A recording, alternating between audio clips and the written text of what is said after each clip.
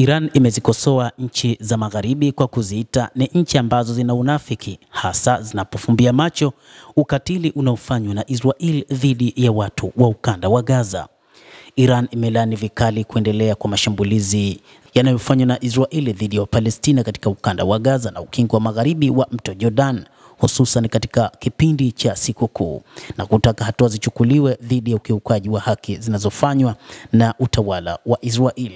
Katika taarifa iliyotolewa siku ya leo Alhamisi, msemaji wa Wizara ya Mambo ya Nje ya Iran, Ismail Baghei, amesema jinai za utawala wa Israel ni pamoja na mauaji yaliyopangwa ya waandishi wa habari, lakini mashambulizi ya kimakusudi dhidi ya wafanyakazi wa afya na vituo vya afya na uvamizi unaofanywa na walowezi wenye itikadi kali katika eneo la msikiti wa Al-Aqsa.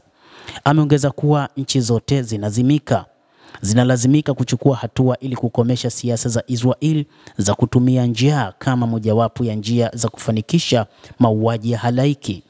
Msemaji huyu wa Iran amekosoa upotevu wa baadhi ya nchi za magharibi zikiwemo Uingereza, Kanada, Ujerumani na Ufaransa juu ya ukiukaji wa dhahiri wa kimfumo na Israel na haki za kibinadamu huko Palestina inayokaliwa kwa mabavu. Kimya cha nchi za magharibi dhidi ya jinai za utawala wa Israel ni ishara tosha ya unafiki wao kuhusiana na haki za binadamu na utawala wa sheria.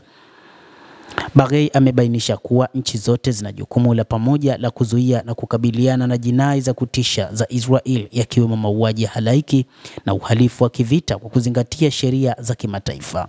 Amesema kutoadhibiwa utawala wa Tel Aviv kumeipa kiburi na motisha zaidi ya kuendelea na mauaji ya watu wa Palestina na kukalia kwa mabavu ardhi za Wapalestina. Hata hivyo, msemaji huyu ametoa wito kwa mataifa yote, hususan nchi za Kiislamu, kushikamana na wananchi wanaodhulumiwa wa Palestina ili kukomesha mauaji zaidi ya wanawake pamoja na watoto wasiokuwa na hatia.